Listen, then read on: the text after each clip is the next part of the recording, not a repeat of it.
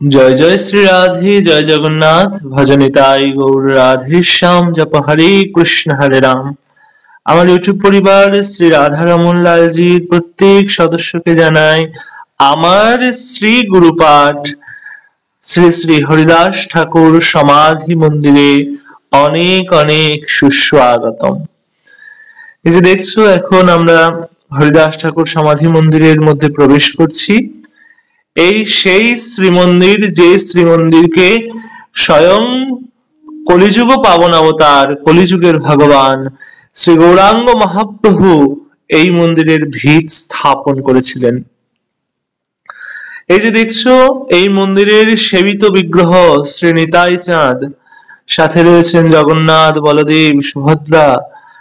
এই হচ্ছেন এই মন্দিরের সেবিত নিতাই চাঁদ। পাশে রয়েছেন এই যে শ্রীযুগলকে নিয়ে আমাদের নদিয়ার চাঁদ, গৌরাঙ্গ সুন্দর। ইনি হচ্ছেন হরিদাস ঠাকুর সমাধি মন্দিরের গৌরহরি। এবং এই পাশে রয়েছেন আমাদের গৌর আনা ঠাকুর। গৌরহরিকে দর্শন করো। তারপরেই পাশে আমাদের গৌরানা ঠাকুরও রয়েছেন। গৌরানা ঠাকুর শ্রী অদ্বৈত মহাপ্রভু। ভালো করে একটু খেয়াল করলে দেখতে পাবে এখানে অদ্বৈত মহাপ্রভুর গালে কিন্তু দাড়ি নাই। আমরা করুণাবতারেও ছোট্ট নিমায়ের কিছু কিছু জায়গায় উল্লেখ করেছি, যারা শুনেছো তারা জানো যে অদ্বৈত আচার্যের গালে সত্যতাই দাড়ি ছিল না, কারণ তিনি স্বয়ং ভগবৎ বিগ্রহ। ভগবানের কখনো দাড়ি গোঁফ হইতেই পারে না। আমাদের পরবর্তীকালে যে সমস্ত পদ আদি রচনা হয়েছিল, তোমরা মন্দির দর্শন করতে থাকো এবং দাড়ির কাহিনীটাও আমি বলি। যে পরবর্তীকালে যে সমস্ত পদ রচিত হয়েছেন, সেই সমস্ত পদে যেহেতু সংস্কৃতে বলা হয় আমাদের থুতনিকে দাড়ি, এবং অদ্বৈত মহাপ্রভু দাড়িতে হাত দিয়ে অর্থাৎ নিজের থুতনিতে হাত দিয়ে উন্মত্ত গজের ন্যায়, উন্মত্ত হস্তির ন্যায় নৃত্য করতেন। তাই জন্য পরবর্তীকালে পদ রচনা হয়েছে দাড়িতে দিয়া হাত নাচেন শান্তিপুরনাথ। সেই কারণেই আমাদের অদ্বৈত আচার্যের বাইরে যে সমস্ত আমরা বিগ্রহ দেখতে পাই, সেই বিগ্রহের দাড়ির ব্যবস্থা আছে। কিন্তু যে সমস্ত প্রাচীন প্রাচীন মন্দির, যেমন আমাদের এই মন্দির, আমার শ্রী গুরুপাঠ, এই মন্দির অত্যন্ত প্রাচীন। এই মন্দিরে অদ্বৈত আচার্যের গালে দাড়ি নেই। ঠিক তেমনি আমাদের শ্রীধাম শান্তিপুরে যদি আমরা যাই, বড় গোস্বামী বাড়িতে, আমার ইউটিউব ভিডিওতে আমি সেই দর্শন ভিডিও দিয়েছি। যারা দেখেছো তাদের প্রত্যেককে ধন্যবাদ, এবং তারা অবশ্যই জানো যে সেই ভিডিওতে আমি দর্শন করিয়েছি, সেইখানেও যিনি সেবিত বিগ্রহ রয়েছেন তারও গালে কিন্তু দাড়ি প্রকটিত নেই। তিনিও কিশোর স্বরূপ, কিশোর বেশেই রয়েছেন। তাই এই হচ্ছেন আজকে আমাদের দর্শন, এবং এর সাথেই রয়েছেন হরিদাস ঠাকুর সমাধি মন্দিরের যে ভোগারতি, সেই ভোগারতি দর্শন। তবে চলো তোমাদেরকে ভোগারতি দর্শন করাই। ভোগারতির পরে প্রসাদ পাওয়ার কিছুটা মুহূর্ত ছিল, সেই মুহূর্তটাও তোমাদেরকে দর্শন করাবো। এছাড়াও প্রসাদের ওইখানেই দেখবে আমার পূজ্যপাদ শ্রী গুরুদেব ভগবান হেঁটে বেড়াচ্ছেন। তাই চলো তোমরা ভোগারতি দর্শন করে নাও। তবে ভোগারতি দর্শনের সাথে সাথেও এই যে দেখছো হরিদাস ঠাকুরের সমাধি, এই ঠিক এই স্থানেই গৌরহরি বালি নিজের হাতে সরিয়ে ঠাকুর হরিদাসকে সমাধিস্থ করেছিলেন। এই হচ্ছে মন্দিরের বাইরের থেকে দর্শন। একদম দূরের থেকে আমার যিনি দাদা রয়েছেন, সেই দাদাকে জিজ্ঞাসা করে আমি ভেতরে গিয়ে ভগবানের বারান্দা থেকে, দেখছো যে এই বারান্দা থেকে একটু দর্শন ভিডিও তুলতে পেরেছিলাম। তাই জন্য অত কাছের থেকে তোমাদেরকে দেখাতে পেরেছি। আর এই যে আমাদের পরম আদরের দাদামশাই। এই দাদামশাইয়ের সঙ্গেই এখানে আমাদের গুরু পরম্পরারও অনেকে রয়েছেন। এই যে আরতি শুরু হয়ে গেছে, চলো তোমরা আরতি দর্শন করে নাও।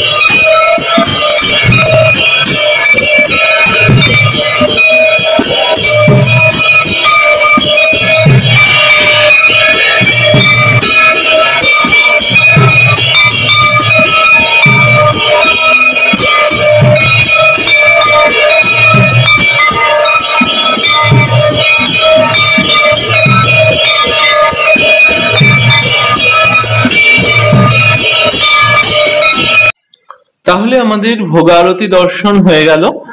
এখন প্রসাদ পাওয়ার সময় সব সাধুরা চলে এসেছেন। আর এই যে দেখছো গামছা পরে রয়েছেন কাপড়ের উপরে, ইনি আমার গুরুদেব, সদ্গুরুদেব ভগবান।